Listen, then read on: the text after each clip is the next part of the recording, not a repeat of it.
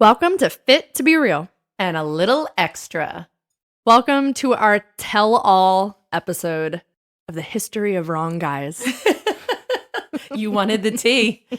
And Victoria usually does not give out this information, so she's decided to put it on a podcast. Yeah, actually, you decided in the last episode and said I had to, and that's how it happened. It's a form of therapy. Sherry told me yesterday after listening to the podcast from last week, she said, the kettle was dry. There wasn't you did enough not tea. spill the tea. I was like, it's coming, it's coming. The kettle was dry. You put me on the spot, and I feel like this might be funny, so. Yes, your relationships are funny. I went through everything to timeline it out and like try to remember. I'm also changing names, and I was like, wow, I've been through a lot. And so have I, because I went through it too. That's why every one of them left. Kidding. Mm-hmm. Sort of.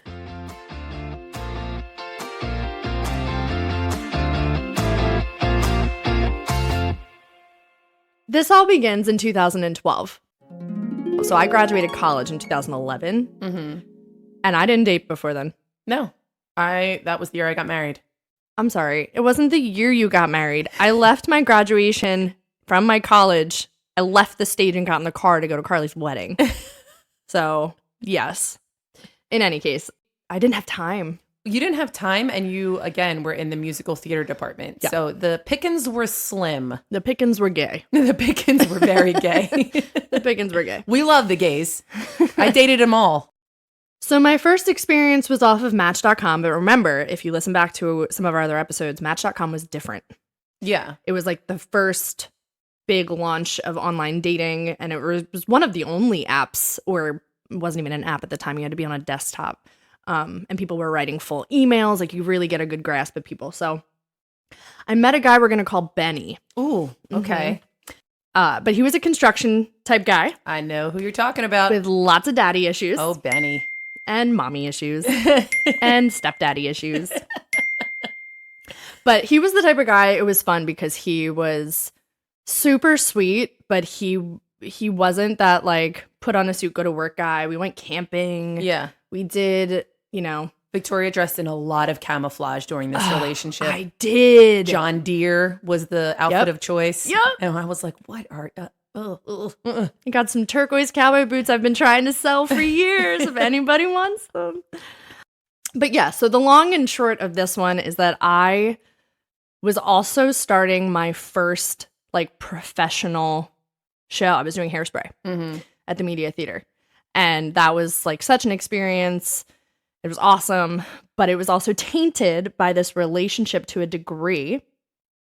Because driving to Kentucky for Billy's wedding, I found a little thing we like to call Suboxone. Do you know what Suboxone is? No. I did a lot of research at the time, but I've kind of blocked it all out. So Suboxone is the little like pill or chewable thing you take to help wean you off of heroin Oh my gosh. or hard drugs. I mean, I knew about the hard drugs, but I don't know what Suboxone. I didn't know what Suboxone was. It's like it's how they help you, yeah. right? So I found them in like the hotel motel and had no idea what the heck. So basically, he was a lie extraordinaire. Yes. And he was really, really good at being an addict. And that's what he was. And I didn't know. And I fought it in my brain. And I fought mom. Yeah. I mean, I think when we found out, we were like, oh, no, this has got to stop. And you were like, no. Yeah. Well, I believed him. Yeah. Turns out he was not only stealing money from me, but then he decided to steal from a casino in Delaware and he got arrested. Clearly, we had already been terminated by that point, but I do remember my birthday that year. I was headed to a show to do Hairspray, and I had to sit on a phone for a family intervention. And they all were trying to help him get into like rehab and stuff. And he continued to try to send me letters from jail for a while. Yep. And I asked that to stop. I was living in New York. You were like, please stop sending me letters from jail. Yeah. I have recently found that he's doing wonderfully. He's married. He has a new dog. And hopefully things are good for him. So that's good. He stole your debit card and used it at Wawa. And Oh, wow, I forgot. remember that? And we were like, Victoria, he stole your debit card and used it like, and stole money from you while you guys were dating. You were like, no, not he. Couldn't be. Then who?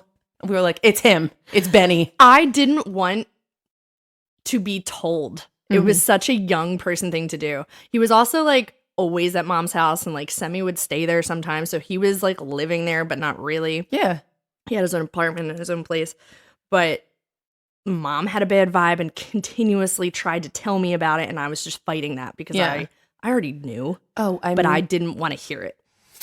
Then we move on to Chip. Chip. Oh gosh, who's Chip? Chip lived out in Westchester, New York. So not in Manhattan proper, which is where I lived. And we met on Match.com as well. Mm-hmm. And this was a preppy guy. So this is very different than Camo. He was bougie. Money was an interesting topic. Even though he was like, presented himself as a really nice guy and it had nothing to do with that. He's what made New York kind of fun though for me, because I went to a lot of clubs at night. And I never did the club scene before or after this relationship. And that was a brand new experience. And I kind of had, it was the first time I had fun. It wasn't just like working in New York. In New York, yeah. We had fun. We went to shows. We would do like, we went to the zoo up in the Upper East Side, and we would walk around Manhattan, and we would go to different places. Like it was kind of that hallmark New York experience. Yeah. Yeah. Very briefly, I got to experience that. And then I never did it again. He was also opening a fitness business, and I helped him with, he would like send me things to proofread and ideas, and should I buy this or should I buy this? So like I was there for all of his, starting his baby project of this business, which I now believe is he sold and started a new one. Like he's doing really well, I think. Oh, Chip. This is also when I broke my hip. I know. So I broke my hip running for exercise with Carly down the shore, first or second day of our vacation, and I broke my hip. At what, 24? I think I was 24. 24? Yeah. Like only 24-year-old to ever break your hip. And I'll never forget, Mom drove me home to Proper Hospital, and we're sitting there like waiting for x-ray results, and she was like, will she be allowed to have children? I'll never forget the slow side eye I gave her of like, are you kidding me? Oh my gosh. I'm not that surprised that was the question she asked, but yeah, so I broke my hip. Carly had to wheel me with a PCV pipe wheelchair on the beach. And embarrassing. Embarrassing for who, Carly? For me. Because you would literally be wheeling me onto the beach going, she's fine. She's not even hurt. She's fine. It's for show. There's no cast. Get up. And then packing beach chairs on top of me and bags. Yes. We were like, if you're going to sit there, you're going to hold the rest of our stuff. But with that said, when I moved back to New York, still like... Wait. Chip showed up. Oh, yes. To the beach to see how you were. Because we had called Chip to tell him what happened. She broke her hip. She can't walk. He came to our family shore house to check on you. For less than 12 hours. Yeah. Very, very short. He drove from Westchester to Ocean City, New Jersey, stayed for dinner. And left because he had to go back to work. And everyone was like, oh my gosh, this guy is like amazing. Who does that? He's a very good actor. Such a good, like, wholesome person, blah, blah, blah, blah, blah. So when I got back to New York, still recovering, but got back to work, it was like a different experience, right? So breaking anything in New York City is a really hard thing to do, to get around and maneuver and be mobile. And I remember probably getting into a little bit of, I don't think depression's the word, but I was like trying to grasp on to what life was before. So if I am going to be an adult and be mature enough to look back, I got needy. And I needed a lot from him, and I wanted him to come into the city more to see me, and I couldn't get to him on my own. So like that was the only avenue. Well, in defense of your neediness, you needed help. Sometimes you need help, or sometimes it's nice to have somebody else there. So I understand your neediness. I understand. Yeah. Well, I'm not dating you, so. Well, that's nice. Thank God. But I think we are. But anyway, he go would ahead. call me and be like, I just need chip time. Yeah. And I was like, the heck's chip time? Yeah. Who needs chip time? Why can't I be there for chip time? And like, basically, he was rekindling a relationship with a friend that he had known before. And I kind of caught the vibe on this. So I did the sneaky, Murder, She Wrote thing. And I went into his emails and I read correspondence, and I read that he had an opening business party that he had launched his business that I had helped him with, and he did the full party that I knew was going to happen. He had already done it, and she was invited. I saw pictures, and she was there. He denied that till the day we stopped talking. Really? He denied it. I actually not today or yesterday in my research of remembering all of these relationships, I looked into an email. He love bombed me till the very end. He was a coward. Yeah. Coward would be the word, right? So he love bombed me to the very end and was like, and by the way, it was just friends and family invited. She wasn't there. And I'm like, here's a picture that I saw from your email. You gotta be kidding me. But yeah, never talked to him again. Yeah, we were not sad to see Chip go though. It was shocking. Yeah. He presented himself pretty well, Yes, but he did. he was my first adult vacation. We went to Atlantic City. Mm-hmm. It's the first time I ever did that. We traveled to a road trip to Boston to visit his family. I was the first girl he ever brought to his family. Like, so there's so many things that he was looking for and finding himself in. So hopefully he's happily married now. Then we move on Yeah, this one's a good one. to Timmy. Timmy. What could possibly be said about Timmy? Oh, I have some things to say about Do you? Timmy. Yeah. Timmy lived in an extension of New York, New Jersey, and I lived in Manhattan. However, we had reconnected Mm-hmm. in our 20s via an Instagram DM. I went to grade school with Timmy, and on paper, it was like perfect. I mean, we were like, this is it. Yeah. This is it. Yep. We did it, guys. Mom said she prayed that when I went and did a contract of a show called West Side Story in Ocean City, she prayed that I would meet someone. And then I reconnected with Timmy, and she was like, I did this. I did. Yeah, Mom, you did this. Well, if you did this, shame on you. Shame on you. So yes, on paper, it was like the perfect Cinderella story Yeah. type of thing, right? It couldn't have been farther from that Mm-hmm. in so many ways. Our families had dinner together. Dinners, we like spent Memorial family Day parties, together. Yep. Yeah. Barbecues. But it was always a little weird. Yeah. It was Right? very weird. I think we're close. Yes. Timmy got real close with some of his family members. Yes. Yes. The family was uncomfortably close in our opinion. I can only speak on what I experienced and what I know. And one of the big factors to splitting was that there was a sibling vacation, Mm-hmm. a weekend trip just for his siblings. Mm-hmm. And it was basically his siblings and their partners and not me. Right. And I was very confused by this. And one of the last times his parents were in New York, I was like, okay, well, I'll come meet you. And he was like, no, my mom just wants Timmy time. Timmy time. Timmy time. Yep. Chip time, Timmy time. I remember that. Timmy time. Lots of Timmy time was needed. And it was just things that the differences in, even though we grew up in the same town with similar close family morals, the differences outweighed anything. Mm-hmm.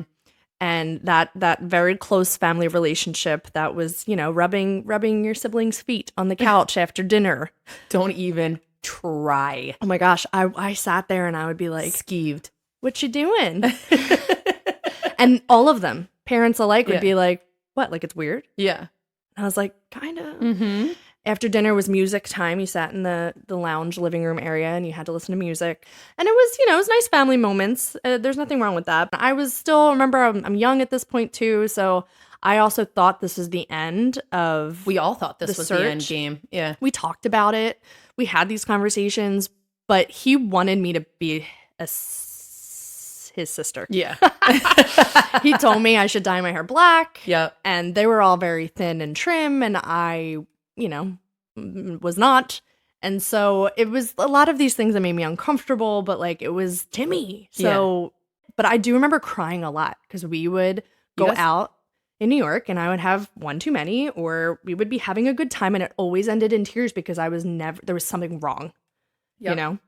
Oh, I remember. So I'll never forget sitting in the Starbucks on Baltimore Pike in Pennsylvania. For the townies, you know where I am, and having this big conversation about why siblings weekend involved everyone outside of siblings but me, and why in your 20s do you have to go do a sibling weekend with your two sisters.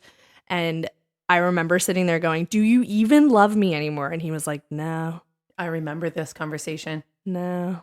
and it was craziness ensued. There was also a weird thing about the woman's place and money.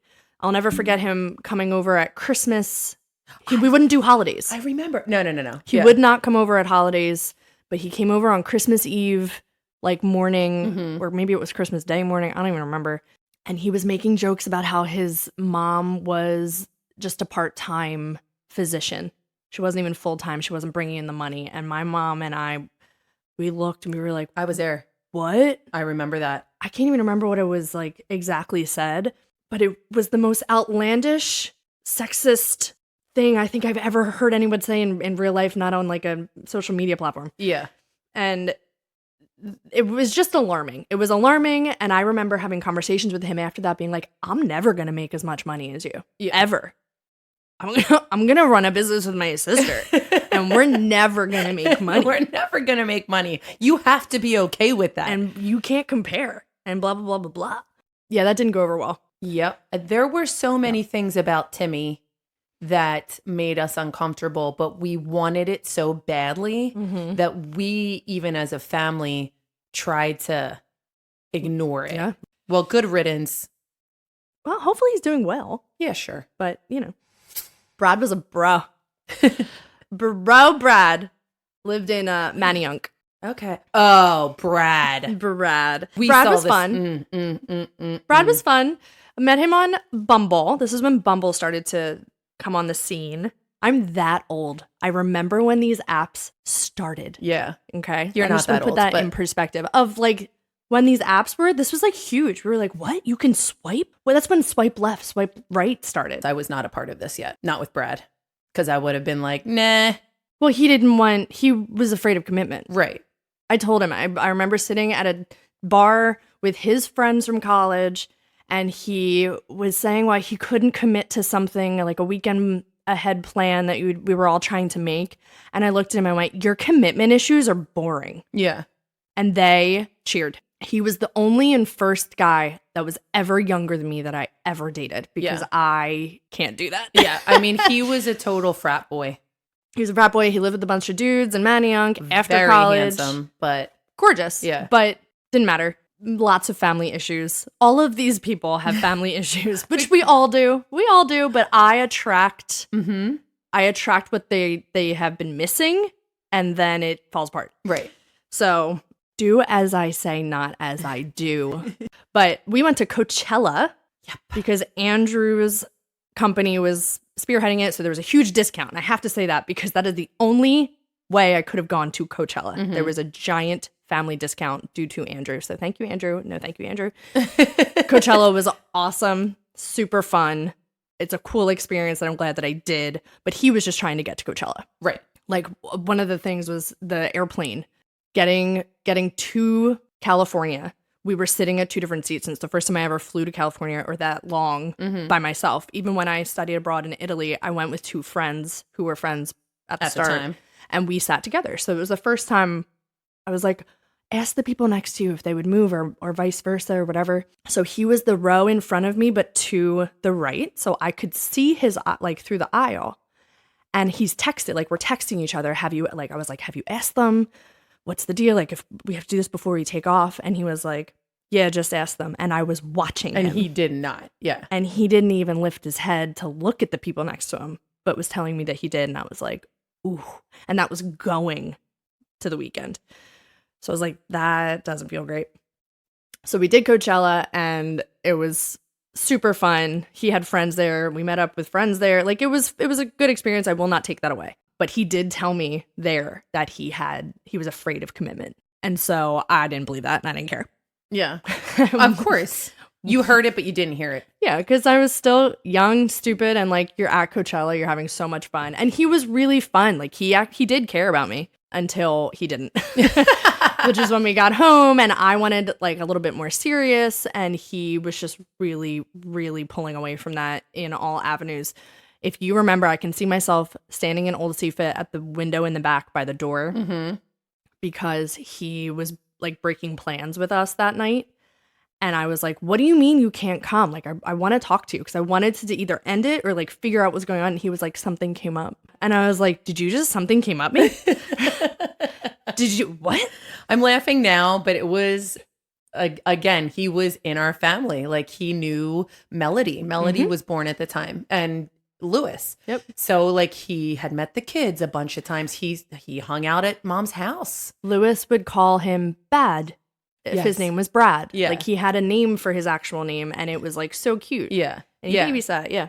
So like He came to Disney on Ice with us. I know. The thing is, these guys would become invested in our families because our family was super fun and we did things. And then, so when they left, it was heartbreaking to all of us. Yeah. Because So happy for you all. Yeah. I'm sad. It was I'm really sad hard. that you guys went through that. it was really hard for us, Victoria. It Well, I was will so say, hard. Chip called mom.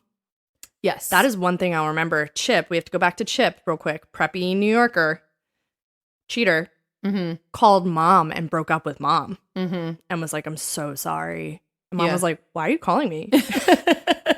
And I remember her, I didn't know that happened. And she told me, she was like, Victoria, that's a weird thing to do. It is a weird thing That's to do. odd. He had to be liked and needed didn't to be want to liked. feel bad about himself. Yes, he did not want to feel Yeah. bad about himself. So he made up lies.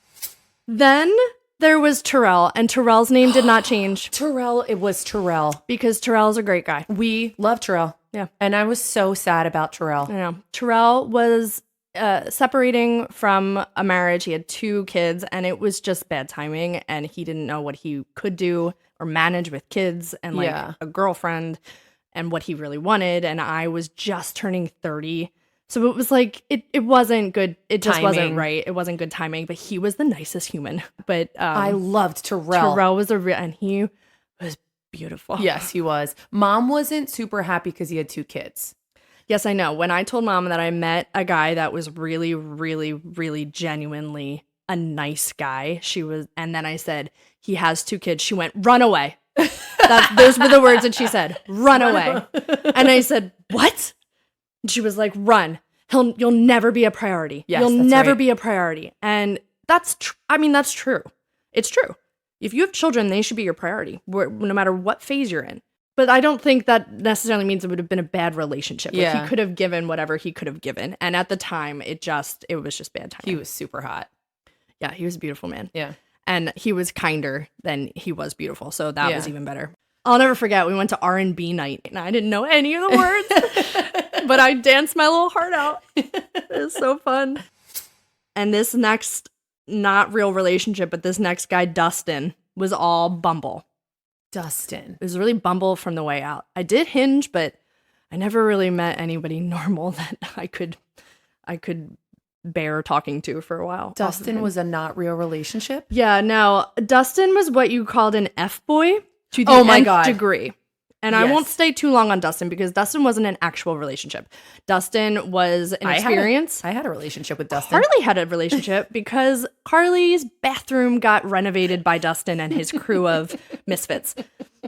But yeah, it turned out Dustin also had a full-time girlfriend. And the only story I will give about Dustin that will really represent, I think, who he was that when I found out about all of this, which was before I fell down the stairs Christmas 2020. So that's where we are in the grand scheme of like the years. We've made it to 2020. He would call his mom and ask his mom to change the location on the phone that he had in his room because he lived with his mom at the time. And his girlfriend would check that location. So it would show that it was at that house and not in Springfield, Pennsylvania. Mm-hmm. Or Swarthmore. I lived in Swarthmore at the time.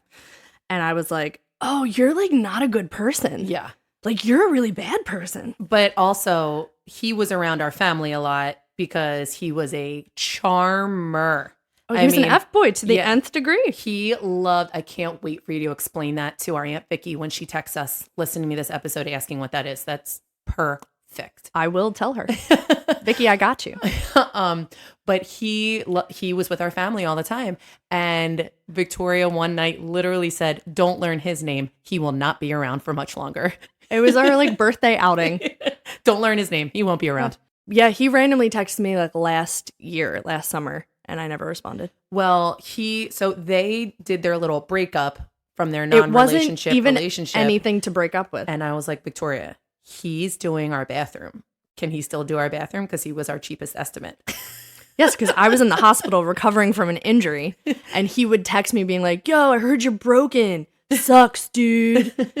And I was like high on fentanyl. And I was like, what is happening, Dustin? And he was like, met this chick, might go skiing. What do you think? No. Like that was He Dustin. was trying to be your friend afterwards. But so Victoria had to see him every single day for 10 weeks while he renovated our bathroom. And she was like, is Dustin there? I'm like, Dustin's always here. She's like, I'll come in. I made him a lot of sandwiches. Yeah. He owns me a lot of bread. And then we've made it to Gunther. Gunther? What a Gunther. name, this Gunther. Gunther was also Bumble. Gunther was the most recent. We all know Gunther. We all know the Gunther. And I found a quote. So I was looking, I'm not going to lie to you all, I was looking through Instagram to find the timelines. I have no recollection of time of order of these people or whatever. And this is the perfect way to describe Gunther. Manipulation is when they blame you for your reaction to their disrespect. Mm-hmm.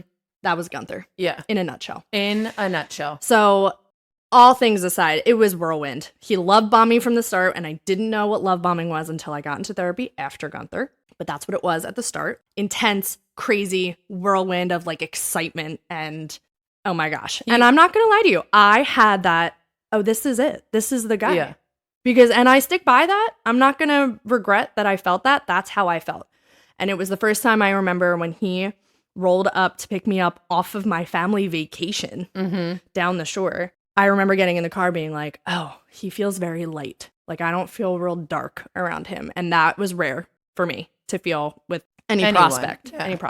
So I was, well, he couldn't have been the darkest person ever. Darkest. But Hey, but listen, we loved him. My kids Loved him. All three of my kids loved him, but they didn't know him. We didn't know him. Yeah. We didn't know the real Gunther. No, he has a lot of unhealed trauma from childhood that I don't think he will ever dive into and help himself with. I think this is a pattern for him, and I think he's probably doing it to the girl right now that he's with. But the kids loved him. He moved in to the house with me because I wasn't living in my apartment and I was living at mom's, and he moved in. Mm-hmm. All of this was within 8 months. Yes. He moved in and he became a part of the house. He became like when the kids got home from school, let's go see Gunther. Mm-hmm. Which was also a part of the withdrawal. So when the family stuff started really becoming real is when he started like a dissociative episode indefinitely of withdrawing, not wanting to talk, didn't want to help with the house, kind of needed an outlet to try to function, of understanding that like this was life, but also loved it and also was happy with it and told me all these stories. And every time I would bring up how I felt, it was somehow an attack on him. Yeah. So the conflict that we had was toxic, and it wasn't great because nobody was listening to each other because it was all emotional and feelings based and yada, yada, yada. The fun part of this story. Is there a fun part? Because I was there the whole time. I was literally there. I don't remember it. Fun's in quotations. Well, it was awesome though, until it wasn't. It was awesome. And little did you guys know what I was actually going through until the end, because I was dealing with it, tried to deal with it by myself. Well, I think we knew. You knew he withdrew, but you didn't know the conversation, like the fights we were having and the all out, all night long crazy battles and him driving away in the middle of the night to go sleep in his car, which I don't actually think was true. I think he went to somebody else's house. Yeah. So if we broke up in April, we talked. We continued to talk because the goal was to individually work on ourselves in the hopes that like it would come back together. And if it didn't, it didn't. But we firmly believed that it would because we were going to do the work. So I was the only one that did the work on myself. I'm still doing it. I'm very happy for him, or that he existed and happened, because it catapulted me into like where I am now. Yeah. So I won't, all of these relationships, I'm not going to regret. I'm going to stop you right there real quick. I don't think you would have gotten into yoga. No. Had you been with him, because he would have taken up so much of your time. You wouldn't have felt like you could have taken that time for you to do yoga. I don't think you would have gotten into it at all. And you love it. I agree. I absolutely agree. And I would call him after yoga and he'd be like, how was it? those conversations he stopped asking. Mhm. And like things started to kind of trickle off because I was asking him what he was doing to help himself. And the answer was always, don't worry about it. I'm working on it. I'm working on it. What he was actually working on while he was telling me what to do on how to work on myself was that he had met somebody else. And I had found Bumble profiles. So it was like a whole hot mess of things. I did my Murder, She Wrote investigation. And I went on the Instagram of the only source that he hasn't blocked, because he has since blocked me and Carly and CFIT and friends and anybody else that he was connected with me. But I found a loophole and I found it in. And he, as of February, we stopped talking in December. As of February, he was doing a road trip with a girl who was claiming that it was the love of her life. Yeah. So I don't really know the timeline, but manipulation is the number one, I think. I've met some really good liars. You Really good liars. I can't even explain it. It's like they find you and you find them, and then it's good for a while, and then it's not good for a really long time. But Victoria is the type of person. I just said this to somebody the other day. She goes down with the ship. Like, Victoria is loyal till the very end. You said it a couple months ago on the episode. Oh, yeah. Mhm. But she is. So, like, when things are going bad, she doesn't jump ship like a lot of people would, like these guys do. She is like, no, we're going to fix this. We're going to work through. That's what you do. You don't walk away. You fix it. But almost to a fault, because she's like, a lot of them are unfixable. And the other person needs to meet her halfway. And Victoria is the pilot. No, the captain of the Titanic. Not the pilot. Oh, I don't want that title. I don't want that title. It's a good thing. You want to take care of that ship, and you're not going to jump. You want to fix it so badly that when it's going badly, you're like, well, then I'm going to go down with it because we're all in this together. But the other one is not meeting you 50%. No, there's no reciprocity. I definitely feel like I'm Jack, and there's room on the door. There's room. There's freaking room on the door. Just let me on. I won't drown, but nobody lets me on. So those are all of the significant milestone relationships that I've had, and it's been a fun ride. Here's some fun moments between 2013 and 2017. So Chip and Timmy. There was Chip was 2013. Timmy was 2016, 2017. But there was a guy that I don't have a name for. I just called him Small Hands. And he was a first date that I went on in this time frame between 2013 and 2017. I met him at Iron Hill in Media. And we had talked on, probably Match.com or whatever. I don't know. And I met him and we sat down, and it was the first mistake I made that we were doing dinner. We did drinks, we did appetizers, we did dinner. Well, you learned. I never did this again after Small Hands because we Stop calling him Small Hands. Because this is what happened. We sat down at the table. We ordered, the drinks first and an appetizer. So I was already locked in an appetizer, and we sat down, and he was perfectly normal. Like, he was exactly what his picture was. It was no big deal. And he was like, all right, I got to bring it up at the start. I just got to let you know. They call me Small Hands. And he put his hands on the table and he was like, because my hands are really small. Oh my gosh. And his hands were really small. His hands were like, when you hold those little plastic ones in the game, like his hands were really small. And he brought that up. It was the first thing. And then I didn't know what to do. Like, first of all, I didn't care, but he was so dead set on making this the focal point of the entire night. Yeah, no. That I was like, I'm not into this. And he was so insecure about it that he had to keep bringing it up. Yeah. And I was like, oh my gosh, I have to wait for an appetizer. Then there was Fred. You don't remember Fred? Oh my God, Fred on the beach? Fred on the beach. Fred on the beach. Fred was a comic book artist, and he was kind of like Superman. He was built. Yeah. But he was a huge nerd, and I really liked that. He was cool.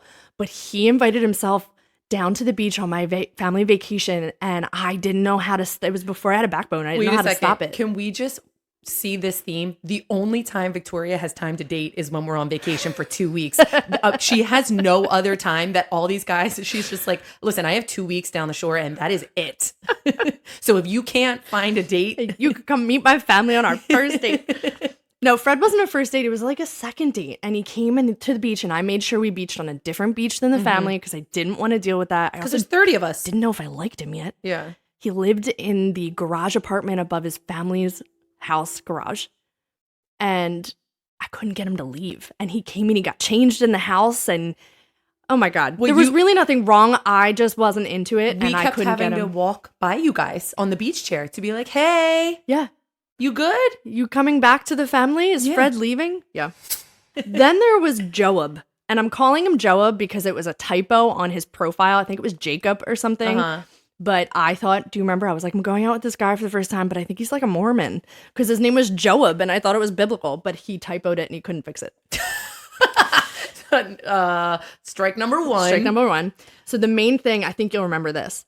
He had mental health issues Yes, I do. and he was very open about it and it was fine for me, but he was like, you're welcome to ask me any questions. And I was like, oh, okay. And it was really the first time I think I heard the word anxiety and some sort of, depression and all these things. And I was like, oh, cool. So we did a date. We did a second date. I think we even did a third date. And I would ask questions. And by the third date, he was like, you're aggressive. And he was attacking me because I was asking questions that he openly was telling me I could. But he twisted it into this like defensive mode of telling me how horrible I was. Yeah. And I was like, yeah, I don't think we're going to meet again. I think we're good. Yeah. Like, I'm good. And he ended up contacting me like a year later when I went back online. And I didn't blocked even him. respond. Yeah. I didn't even respond. Then there was Cameron, The pilot. the Australian pilot. pilot. I remember him. This was a fun time. I was into this guy. Yeah, because he, hello. And I gave him my best Australian accent. And he was like, wow, that was really horrible. And I was like, you sound like you're from Delco. I was like, what do you mean? But he was fun. He, had an accent, which was great. And he was really cute. But he faked COVID. Yup. He faked COVID to get out of coming to another date or scheduling something You did new. a couple dates. We did. We did Yeah. like 3 or 4. Yeah. He was at my condo and we watched Yes. Fleabag, which was really funny. And he was shocked that I thought that was funny because American humor is not the same as Australian humor. But he just turned into like every other. Yeah. There was an experience that I had in New York City. I had 2 dates in one day. I remember this. You I'll baller. I'll never forget this. All I have for their names is guy number 1 and guy number 2. But guy number 1, I met Midtown somewhere. And I had like heels on when, you would get dressed up. And he made me walk 1.5 miles. Oh. We walked 1.5 miles to the food destination. Oh, God. And I was so turned off by him because he was like kind of mean. He was like that typical New Yorker mean, but he wasn't even from New York. I can't remember anything else about him. And I remember being like, I'm just going to get drinks Yeah. because my feet are bleeding. Yeah. And they were actually bleeding. And I ruined my suede heels that I loved. And I wasn't into it. So I went home, I changed my shoes. I think I put flats on. I was like, screw guy number 2. I don't even care. I'm putting on Bobos. And I met him downtown at like an open, kind of what they have in Philly with a Love chair, Yeah. a Love Park thing. They had like an open thing that I'd never experienced in New York outside. And it was to get beers. And he was like a bro. And I was like, oh, I'm never going to see you again. But this is nice. This is fun. And I'll never forget getting myself back to my apartment being like, no one's feeding me. I'm drunk. I had 2 glasses of wine and 2 beers. Like, I don't like either of these guys. my feet are bleeding and I gotta go home. Like, what is happening? I remember being so fed up with that. We were in like Chinatown. We were so far downtown from where I lived. And then the last little story that I have, who I didn't give a name, but I guess I should. Give me like a preppy nautical guy name. Like Bo. Bo's a Delco guy who thinks he's Shep from Southern Charm. Yes. And I originally met Bo in 2015 via cousins of mine. And I was still living in New York. So we talked for like 3 weeks straight before I even came home at Christmas to like meet him. And we dated for like a little, how many dates can you put into like a Christmas vacation time? And the first one, just like normal, the first date was like so fun. Dinner, wined and dined, laughed, too many hours sitting at the table, waitress hates you, yada, yada. And then it never left from his couch and his roommate and just like getting stoned. Yeah. At 35. Yep. And I was younger. Mm-hmm. And I was like, yeah, this is not, I'm leaving. I remember I got up and I was like, I'm good. Like, yeah, I don't want to do this. But it's not like this was your third date. You had gone to his family's house. You had to the pool. That's later. So I re-met Oh. Bo in 2021. Yes, you're right. So that was 2015. Said bye, had some, other relationship experiences. And then again in 2021, we reconnected. This is why I don't talk to anybody again. When you die from my life, you die. And I tried with Gunther to be like, no, I'm going to do it differently. I'm not going to try to forget and black everything out and move on. Like, this is okay. This is, healthy and normal. No, you die. Goodbye. Bo 2021, nothing changed. Yeah. And he was almost 40 now. And it was, again, reconnecting, super fun. It was at old quotations in media. And then he just wanted to, like, get high and get stoned on his couch in the same apartment that he lived in 5 years earlier. And I did go to his family beach house. Yeah. I drove down there. I brought my own food. Because you were like, I do not trust these guys to feed me. He didn't feed me. I asked him for pretzel. I was like, you got pretzels or something? You keep giving me beer, but like, I need a pretzel. I got to drive home. And he really ended that poorly, actually. Yeah, really poorly. That it was a judge of character. I hope he's doing well. I hope everything's well. But he would swipe. He was like texting. I'll never forget. I was sitting on his couch. He was sick. And he was texting with his mom. And his mom sending him pictures of girls, of family friends that like, hey, what about this girl? And I'm sitting right there. I was like, what am I doing? Yeah. This is 2020. I just broke a rib and a lung. I don't want to be here. Yeah. We're going to play a little game. Cool. It's called Don't Hate Me, Oh, God. Speed Date Me. We're going to speed date with Victoria. Why do you have cards in your Because hand? I'm going to ask you questions. Oh, my God. And we're going to speed date. In speed dating, you have to do things really fast because then you got to move on to the next person. I decline. We won't do all of these. Oh, that's cute. Okay. What is one new thing you'd like to try? Sleeping. What does being a good person mean to you? Reciprocity, honesty, and basic kindness. Well, those were the hard questions. Now we're going to get to the fun questions. Sweet. Who are 3 people you want on your team if there was a zombie apocalypse? Mike Bowder. Mm-hmm. He's like our uncle. He's gonna kill you for saying that. The Rock. Yes, Dwayne The Rock Johnson. Mm-hmm. Matt Rife, because he's funny. He's a comedian, Who's and that? if I'm gonna die, I might as well laugh. Okay, I'd date you after that question. That was a good one. What would your rap name be? I'm kind of disgusted right now. What would my rap? What would your rap name be? I can't do Lil Weezy because he exists, but I wheeze a lot, you know? Little therapy? Little boundaries. Little boundaries. Little boundaries. Who would play you in a movie? I don't know. Hermione Granger. Yes, perfect. Or Julia Roberts. oh, Or, very different. I don't know. My favorite actresses. I don't know. What's your dream job if money didn't matter? If money didn't matter, CFIT Fitness.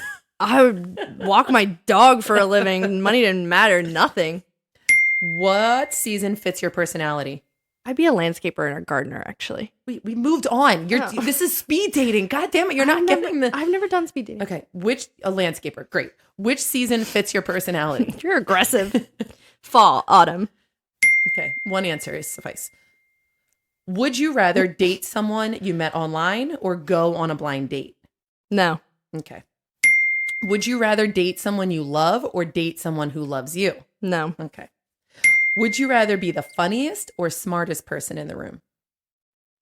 Funniest. Funniest. Yeah. We hate smart. Yeah. Would you rather have a rewind or pause button in life? Ugh. Pause. Pause. Yeah. That sounds good.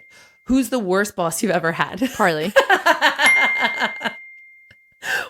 I'm not the boss. That's the part. What's the first concert you ever went to? The Monkees. Mm-hmm. What's the worst job you've ever had? Carly is my boss. So true. Thanks for letting me go away this weekend. What show on Netflix did you binge watch embarrassingly fast? The Righteous Gemstones. Oh my God, it's so good. So good. Last question. You don't have a card in your hand. Doesn't matter. God, who's your favorite CFIT sister? Pepper. That was the most important one. Is that what I have to ask when I go out on a Yes, date? yes. Which I'm not going to anytime soon. Guess what? I'm single. You're single. You won. This podcast doesn't help that. It really doesn't help that. Now I'm out there even more for people to be like, oh, I don't know you. Oh, let me search her name. Oh, let me listen to her. Wait, the best part is that I am an open book and she is super private. And I love this episode for that reason. And I feel like after this, you're going to therapy. I am at 1:00 today. Well, you gave our real extras a lot to think about today.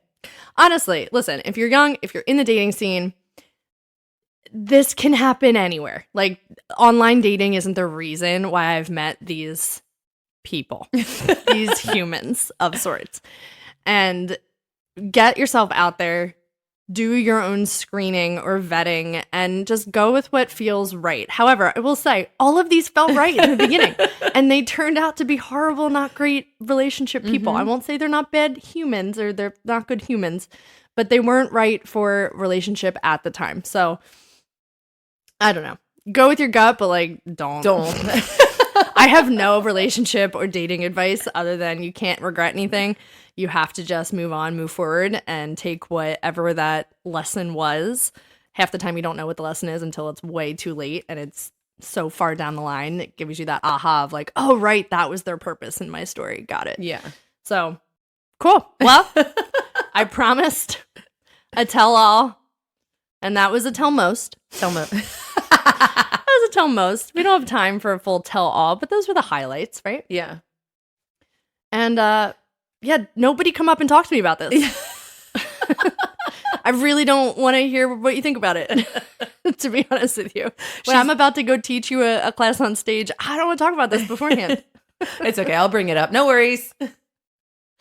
Oh, remember, you're always fit to be freaking real. And always allowed to be a little extra.